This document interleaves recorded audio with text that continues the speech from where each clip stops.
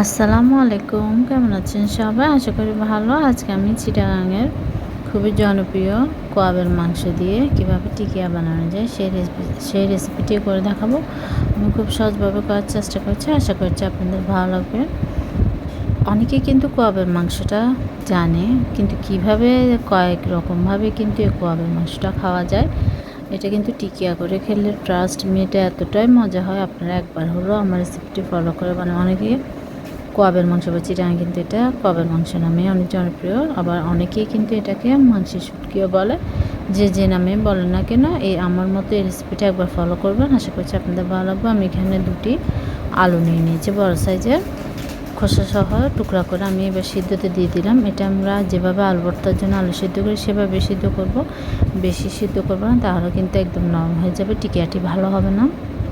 এখানে কিন্তু আপনারা আলুটাই দিবেন, অন্য কিছু না, কোনো রকম ডাল দিয়ে করবেন না, আপনারা আলু দিয়ে কিন্তু এভাবে করবেন, দেখবেন আপনার এটা অনেক টেস্টি হয়। আর আমি এবার বড় সাইজের 2 টুকরা কোয়াবের মাংস নিয়ে নিয়েছি, এটাকে আমি ছোটো ছোটো টুকরা করে নিচ্ছি। আর এটা কিন্তু আমি ব্লেন্ডার করে নিব, যেহেতু এটা আমি টিকিয়া বানাচ্ছি, না কিন্তু এটা ভালো হবে না। আপনারা চাইলে শিলপাটায় বেটে নিতে পারেন, কোনো সমস্যা নেই।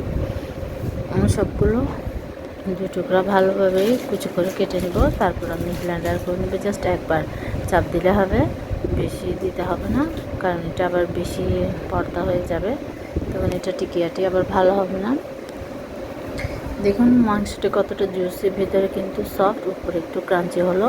এটা কিন্তু অনেক দিন রেখে কিন্তু খাওয়া যায় এই কোয়াবের মাংসটা। এটা কিন্তু যেটা অনেক ফেমাস একটি মাংস, এটা কিন্তু সবাই খুব পছন্দ করে। এটা কিন্তু কয়েকভাবে কিন্তু খাওয়া যায়। আপনার যদি রেসিপি লাগে আপনারা অবশ্যই আমাকে জানতে পারেন, আপনারা কোয়াবের মাংস দিয়ে আর কোনো রেসিপি চান কি না, তাহলে অবশ্যই আমি চেষ্টা করব করে দেখানোর জন্য। কিন্তু এই টিকিয়াটি ট্রাস্ট মি একবার হলো আমার রেসিপি ফলো করে বানাবেন, আশা করছি আপনাদের ভালো লাগবে।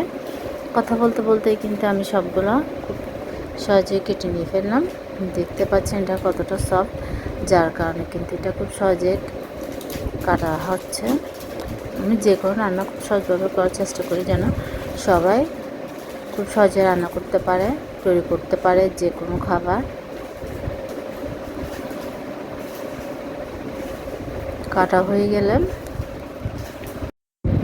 গিয়েছে, এবার আমি ব্লেন্ডার করে নিব। ব্লেন্ডার করতেও বেশি সময় লাগবে না, খুব চটপটভাবে করে নেব। আপনারা চাইলে শিলপাটায় বেটে নিতে পারেন। আমি কিন্তু সব কিছু খুব সহজভাবে যেন আপনারা হাতে নাগালে জিনিসপত্র দিয়ে করতে পারেন সেটাই করার চেষ্টা করি। আমার হয়ে গিয়েছে, দেখুন কতটা জোর জোরে হয়েছে। যদি আরও বেশি করেন তাহলে কিন্তু এটা বেশি নরম হয়ে যাবে। এবার আমি আলুটা সিদ্ধ হয়ে গিয়েছে আমার, আলুটাও আমি নামিয়ে নেব। দেখুন আলুটা কিন্তু পারফেক্টভাবেই সিদ্ধ হয়েছে, আমি পাশে ছাড়িয়ে নিয়েছি। এবার আমি আলুটা ম্যাশ করে নেব।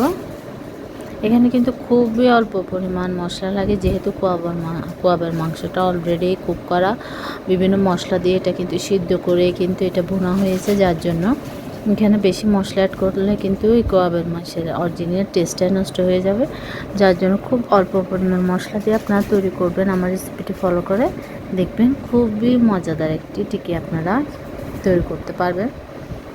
আমি এবার আলুগুলো ম্যাশ করে আমি মাংসগুলো দিয়ে দিচ্ছি। দেখছেন কতটা ঝরঝর হয়েছে, শিল্পটা বাটলেও কিন্তু সেম হবে। এবার আমি অন্যান্য উপকরণগুলো অ্যাড করব। এখানে আমি পেঁয়াজ কুচি নিয়েছি 1 কাপের থেকে সামান্য কম।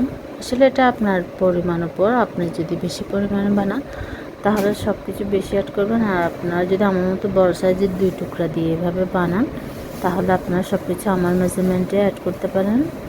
পরিমাণ মতো ধনেপাতা দিয়েছি, লবণ দিচ্ছি স্বাদ অনুযায়ী। মাংসে কিন্তু লবণ থাকে, যার জন্য আপনারা লবণটা ব্যালেন্স করে দিবেন। আবার অতিরিক্ত দিলে কিন্তু মাংসের টেস্টটাই নষ্ট হয়ে যাবে, খেতে ভালো লাগবে না, এটা বুঝে শুনে দিবেন। কাঁচামরিচ কুচি দিলাম ঝালের স্বাদ অনুযায়ী, আপনারা বেশি খেলে বেশি দিবেন, কম খেলে কম দিবেন। ধনিয়া গুঁড়া দিয়েছি 1 চা চামচ পরিমাণ।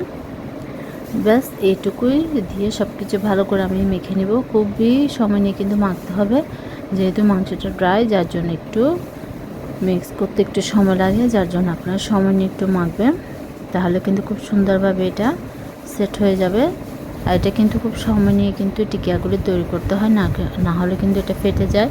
তেলে দেওয়ার সাথে সাথে ফেটে যাবে, ভেঙে যাবে, আপনার টিকিয়াটা পারফেক্ট হবে না। যার জন্য হাতের সাথে আপনারা দেখতে পারবেন আমি কিভাবে বানাবো, ওইভাবেই কিন্তু প্রসেসিং করে আপনারা খুব সময় নিয়ে চাইলে হাতে একটু তেলও লাগিয়ে নিতে পারেন, কিন্তু আমি কিছুই লাগিনি। আমি জাস্ট হাতটা ক্লিন করে ভালোভাবে শুকিয়ে তারপর আমি টিকিয়াটি বানাচ্ছি। দেখুন আমি আমার টিকিয়ার সাইজ অনুযায়ী নিয়ে নিলাম, নিয়ে এবার হাতে ঘুরিয়ে ঘুরিয়ে, এটা আসলে মুখে বলে বোঝা যাবে না কীভাবে আমি করছি, এটা জাস্ট আপনারা লক্ষ্য করলে বুঝতে পারবেন আমি আসলে টিকিয়াটি কীভাবে বানাচ্ছি। এটা কিন্তু খুবই স্মুথলি, খুবই হাতের সাহায্যে কিন্তু এই টিকিয়াটি বানিয়ে নিতে হবে, না হয় কিন্তু এটা ফেটে যাবে। তখন আবার আপনারা বলবেন আমরা আসলে ভুল বলছি, কিন্তু না, কিছু ট্রিক্স কিন্তু আপনাদের নিজেদেরও বুঝে নিতে হবে, কীভাবে করলে হয়তো এটা ঠিক হতে পারে, আপনার একটু খেয়াল করতে হবে। আমরা কিন্তু কোনো কিছুই কিন্তু ভুলবই না, সব কিছু কিন্তু আমরা যেভাবে করি ওভাবে বলার চেষ্টা করি। আপনাদের একটু জাস্ট খেয়াল করলে বুঝলে কিন্তু আপনারাও কিন্তু সেম টু সেম পাবেন। যারা নতুন তাদের হয়তো একটু সমস্যা হতে পারে, কিন্তু আস্তে আস্তে আপনারা যখন করতে থাকবেন তখন কিন্তু আপনারা নিজেরা খুব সহজে মানিয়ে নিতে পারবেন। দেখুন হাতের সাথে চেপে চেপে কিন্তু বানাতে হবে। আমার কিন্তু বানানো হয়ে গিয়েছে, এভাবে করে আমি সবগুলি টিকিয়া বানিয়ে নেব। খুবই সহজ, খুবই ঝটপটভাবে হয়ে গেছে। আমার কিন্তু এইটুকু মাংস দিয়ে 7টি টিকিয়া হয়েছে। দেখতে পাচ্ছি আমি টিকিয়াগুলো যেহেতু একটু বড় বড় করেছি, আপনারা যদি আরও ছোটো সাইজের করেন তাহলে কিন্তু আরও ছোটো হতে পারে। আর ছোটো ছোটো করলে আপনারা হয়তো বা আর 2টি বাড়াতে পারেন বা 1টি বাড়তে পারে, কিন্তু আমি এটা একটু বড় বড় খেতে ভালো লাগে, যার জন্য আশা করছি আপনার ভালো লাগবে বলতে। সরি, আল্লাহ হাফেজ, আসসালামু আলাইকুম।